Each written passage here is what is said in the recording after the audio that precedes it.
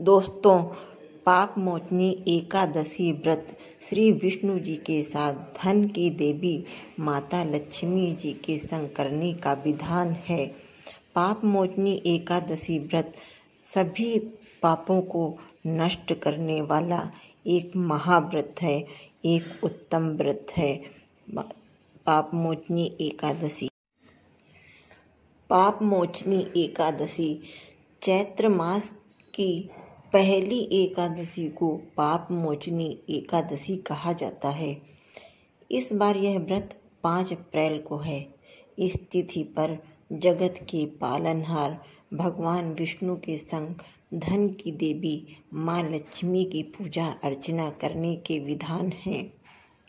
पाप मोचनी एकादशी का पारण 6 अप्रैल को किया जाएगा।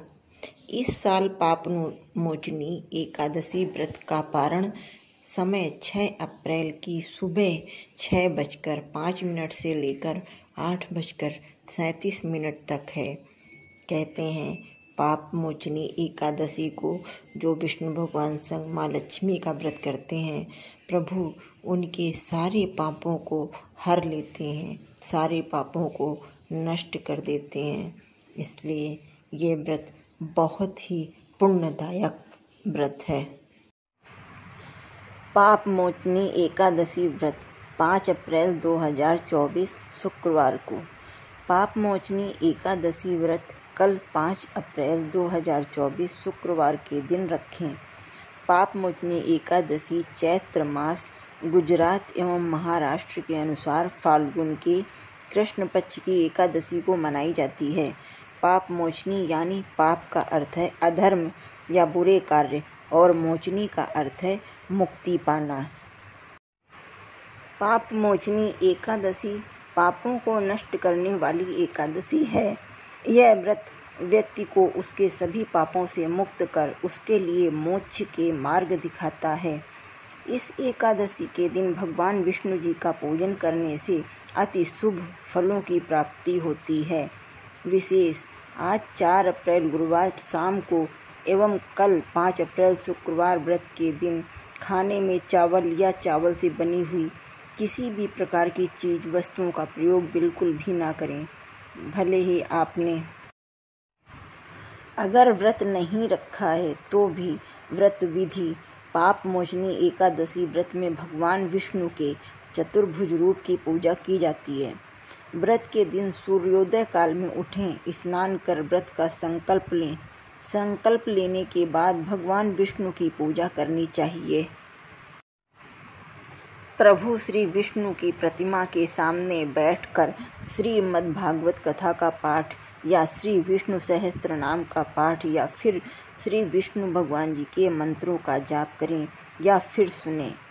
एकादशी व्रत की अवधि 24 घंटों की होती है, यानी कि व्रत के दिन सूर्योदय से लेकर अगले दिन पारण के सूर्योदय तक।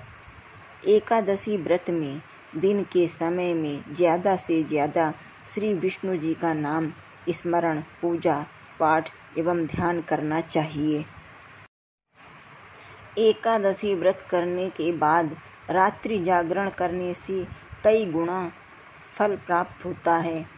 इसलिए रात्रि में श्री विष्णु जी का पाठ या भजन कीर्तन तथा श्रवण या पठन करते हुए जागरण करना चाहिए। द्वादशी तिथि के दिन प्रातः काल में स्नान कर भगवान श्री विष्णु जी की फिर से पूजा करें।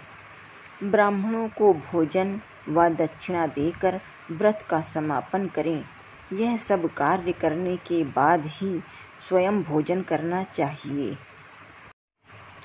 एकादशी को चावल खाना वर्जित क्यों? एकादशी को चावल क्यों नहीं खाना चाहिए? वैज्ञानिक और धार्मिक दृष्टिकोण से रोचक तथ्य। एकादशी की एक घटना ऐसा माना गया है कि यह घटना एकादशी को घटी थी। यह जौ और चावल महिर्ष की ही मेधा शक्ति है जो जीव है। इस दिन चावल खाना महिर्ष मेधा के शरीर के छोटे छोटे मांस के टुकड़े खाने जैसा माना गया है। इसलिए इस दिन से जौ और चावल को जीवधारी माना गया है। चावल खाने से परहेज क्यों? चंद्रमा मन को अधिक चलायमान न कर पाए, इसलिए व्रती इस दिन चावल खाने से परहेज करते हैं। एक और पौराणिक कथा है कि माता शक्ति के क्रोध से भागते भागते भयभीत महर्षि मेधा ने अपने योग बल से शरीर छोड़ दिया और उनकी मेधा पृथ्वी में समा गई। वही मेधा जौ और चावल के रूप में उत्पन्न हुई। चावल का जल से संबंध। जहाँ चावल का संबंध जल से है, वहीं जल का संबंध चंद्रमा से है। पांचों ज्ञानेंद्रियां और पांचों कर्म इंद्रियों पर मन का ही अधिकार है। मन ही जीवात्मा का चित्त स्थिर अस्थिर करता है। मन और श्वेत रंग के स्वामी भी चंद्रमा ही हैं, जो स्वयं जल रस और भावना के कारक हैं। इसलिए जल तत्व राशि के जातक भावना प्रधान होते हैं, जो अक्सर धोखा खाते हैं। चावल न खाने की सलाह क्यों? वर्ष की 24 अधिक मास हो तो 26 एकादशियों में चावल न खाने की सलाह दी जाती है।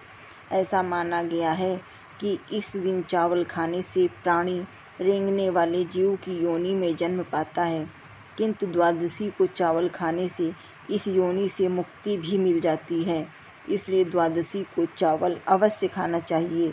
चावल के लिए मिट्टी की जरूरत नहीं। आज भी जौ और चावल को उत्पन्न होने के लिए मिट्टी की भी जरूरत नहीं पड़ती। केवल जल का छींटा मारने से ही ये अंकुरित हो जाते हैं। इनको जीव रूप मानते हुए एकादशी को भोजन के रूप में ग्रहण करने से परहेज किया गया है, ताकि सात्विक रूप से विष्णु रूप एकादशी का व्रत संपन्न हो सके। ऐसे हुई चावल की उत्पत्ति। शास्त्रों में एक पौराणिक कथा भी है। इसके अनुसार माता शक्ति के क्रोध से भागते भागते महर्षि मेधा ने अपने योग बल से शरीर छोड़ दिया और उनकी मेधा पृथ्वी में समा गई। वही मेधा जौ और चावल के रूप में उत्पन्न हुई। ऐसा माना गया है कि जिस दिन यह घटना हुई उस दिन एकादशी का दिन था। यह जौ और चावल महर्षि की ही मेधा शक्ति है, जो जीव है। इस दिन चावल खाना महर्षि मेधा के शरीर के छोटे छोटे मांस के टुकड़े खाने जैसा माना गया है।